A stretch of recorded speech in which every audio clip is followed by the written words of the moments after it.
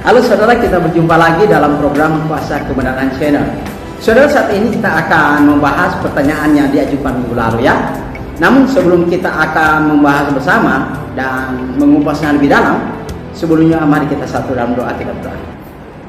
Aba ya Bapa yang ada di surga, terpujilah Engkau di tempat-Mu yang Maha Kudus. Engkau yang layak dipuji, ditinggikan, dimuliakan, diagungkan. Pada saat ini Bapa, dalam pekerjaan kami akan mau memberitakan kebenaran firman-Mu. Biarlah firman itu tertanam dalam hati sanubari kami masing-masing yang mendengar, melihat, agar itu dapat kami lakukan dan kami dapat menjadi sempurna, dan firman itu akan mengkuduskan kami. Terima kasih Bapa, pimpin acara ini dari awal hingga akhirnya dengan tidak kurang apapun. Dalam nama Yesus kami bawa diri kepadamu. Amin. Saudaraku yang saya kasih dalam kasih Kristus, tema kita pada hari ini adalah fungsi Roh Kudus kepada diri orang Kristen setelah dia dibaptis atau setelah dia keluar dari dalam air. Itu fungsi Roh Kudus. Nah saudara, tujuannya adalah agar mengajarkan kepada kita bahwa Allah harus diam dalam diri orang Kristen yang sudah melakukan baptisan masuk ke dalam air, bukan percik, bukan dengan bendera dan sebagainya. Karena tidak ada ayat Alkitab bahwa pemercikan itu adalah baptisan. Pemercikan bahasa Yunani adalah rantiso, beda dengan bapto. Saudara, saat ini kita akan membahas tujuannya supaya kita tahu bahwa ketika kita masuk ke dalam air dan kita keluar dari dalam air, Pak Petrus katakan Kisah Rasul 2:38, kita mendapatkan anugerah Roh Kudus. Nah, saat inilah kita akan bahas yang berhubungan pertanyaan minggu lalu. Saudara yang saya kasih dalam kasih Kristus, pertanyaan minggu lalu adalah apa kegunaan Roh Kudus ketika diberikan Allah selesai orang itu dibaptis atau setelah orang itu keluar dari dalam air baptisan itu. Nah, saudara, Alkitab Perjanjian Baru dengan jelas dan tegas menjelaskan kepada Anda dan saya itu ada 5 hal. Tapi sebelum saudara kita akan menjelaskan itu, maka kita harus mengerti bahwa bahasa asli Roh Kudus adalah pneumatos, ya. Jadi pneumatos adalah pribadi daripada Allah dalam kealahan yang menunjukkan bahwa Roh Kudus itu bermanifestasi kepada diri orang Kristen itu sendiri. Nah, saudara, apa kegunaan Roh Kudus? Kita menerima anugerah Roh Kudus setelah kita dibaptis atau setelah kita keluar dari dalam air baptisan. Yang pertama saudara adalah supaya Allah tinggal dalam diri kita. Itu dijelaskan Paulus dalam Roma 8 ayat ke-9. Dan juga Paulus menjelaskan dalam 1 Korintus 13 ayatnya yang ke-19 sampai 20 bahwa Roh Kudus saudara, bahwa 1 Korintus 6 ayat 19-20 bahwa tubuh kita adalah rumah Roh Kudus. Mengapa tubuh kita adalah rumah Roh Kudus? Karena kita sudah selesai dibaptis, kita mendapatkan anugerah Roh Kudus.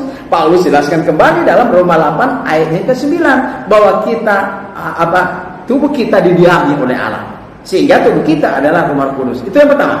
Yang kedua saudara, apa fungsi Roh Kudus, anugerah Roh Kudus setelah kita dibaptis dan kita menerima anugerah Roh Kudus? Fungsinya atau kegunaannya adalah yang kedua, adalah supaya membangkitkan tubuh kita yang fana ini ketika kita mati, dan ketika Yesus datang pada kali yang kedua, Roh Kudus itu yang akan membangkitkan tubuh kita yang fana ini dengan roh yang diam dalam diri kita. Itu dijelaskan Paulus dalam Roma pasal 8 ayat ke-11. Itu yang kedua saudara. Dan yang ketiga adalah kegunaan Roh Kudus, ya, anugerah Roh Kudus yang Allah berikan kepada kita. Yang ketiga adalah menyatakan kita adalah anak angkat Allah.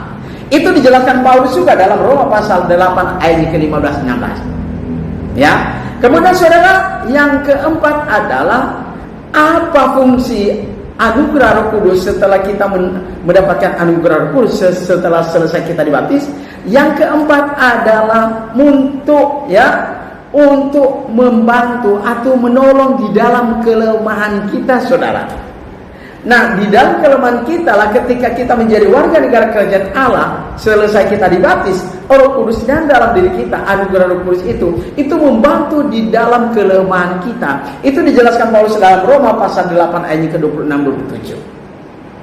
Itu yang keempat. Yang kelima saudara, apa fungsi anugerah Roh Kudus yang diberikan Allah kepada orang yang selesai dibaptis, keluar dari dalam air? Yang kelima saudara adalah menyatakan, ya, menjamin bahwa kita adalah milik Allah. Jaminan kita atas kepemilikan Allah. Nah, itu dijelaskan Paulus dalam 2 Korintus 1 ayat ke-22. Saudara, dari 5 hal inilah bahwa betapa pentingnya kita sebagai anak-anak Allah. Sebagai anak-anak Allah, kita harus menjaga kekudusan hidup kita, menjaga tubuh kita, sebagaimana teks kita dalam Roma pasal 12 ayat 1-2, mempersembahkan tubuh kita sebagai korban yang hidup lagi kudus dan berkenan kepada Allah. Karena itulah ibadatmu yang sejati atau ibadatmu yang patuh. Tetapi ketika kita menjadi warga negara kerajaan Allah dan Roh Kudus diam dalam diri kita dengan 5 manifestasi ini, kemudian kita seenaknya melakukan, ya, tubuh kita dengan semena-mena menciptakan dosa kembali, Allah itu bersedih, saudara. Tapi ketika kita mendapatkan anugerah Roh Kudus dan kita mengerti apa tujuan Roh Kudus, anugerah Roh Kudus yang Allah berikan kepada kita, dan kita tidak melakukan dosa, dan kita tidak sengaja melakukan dosa, dan kita senantiasa mengaku kepada Allah ketika kita jatuh ke dalam pelanggaran yang tidak pernah kita rencanakan atau kita melakukan dosa tanpa disengaja, maka dalam 1 Yohanes 1 ayat 9 kita mengaku dosa kita kepada Allah, maka Allah itu setia dan adil mengampuni dosa kita. Dengan demikian, saudara, hubungan kita dengan Allah itu tetap terjamin, memiliki hubungan yang harmonis kepada Allah, antara kita dengan Allah, sehingga tubuh kita bukan lagi milik kita sendiri, tapi tubuh kita adalah milik daripada Allah. Itu dijelaskan Paulus dalam 1 Korintus 6 ayat 19-20. Dengan demikian, saudara, betapa pentingnya setiap warga negara kerajaan Allah setelah dia dibaptis, janganlah menggunakan tubuh kita dengan cara keduniawian, saudara. Paulus katakan dalam Galatia 5 ayat ke-17 bahwa kehendak duniawi, kedagingan itu bertentangan dengan kehendak roh. Maka janganlah kamu lakukan keinginan kedagingan itu.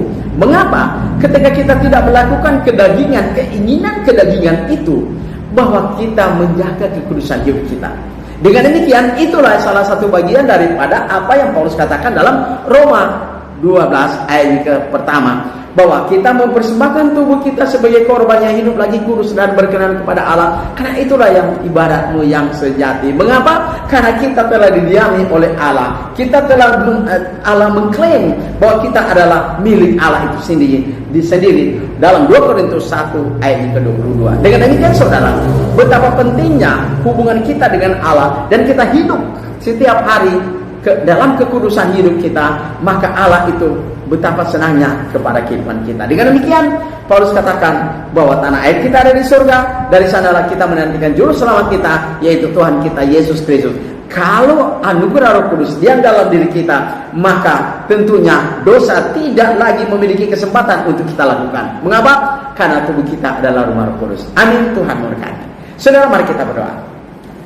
Bapa kami di surga, terima kasih Bapa, kami telah mendengarkan sabda firman-Mu, menggugah, mengajarkan kami agar kami setelah dibaptis kami adalah milik Allah, mengklaim bahwa kepemilikan kami adalah Engkau yang punya Bapa. Oleh sebab itu kami bersyukur, biarlah kami dapat menggunakan tubuh ini dengan bijaksana, dengan menjaga kekudusan hidup kami, agar kami tetap kudus di hadapan-Mu, dan kami memiliki hubungan harmonis antara kami dengan Engkau Bapa. Terima kasih Bapa di surga. Bagi saudara-saudara kami yang belum melakukan baptisan, biarlah Bapa Engkau menggerakkan hati mereka agar mentaati kebenaran-Mu, menyempurnakan kebenaran, melakukan kebenaran di dalam diri mereka, agar mereka dikuduskan oleh kebenaran itu, dan kebenaran itu akan membawa mereka menuju surga yang kekal. Terima kasih Bapa di surga. Biarlah apa yang kami dengar tadi memperoleh tempat yang baik dalam hati kami, dan kami dapat mentaatinya sehingga kami menjadi sempurna di hadapan-Mu. Inilah doa dan permohonan kami Bapa, ampuni salah dan dosa kami, dalam nama Yesus kami bawa kepadamu. Amin.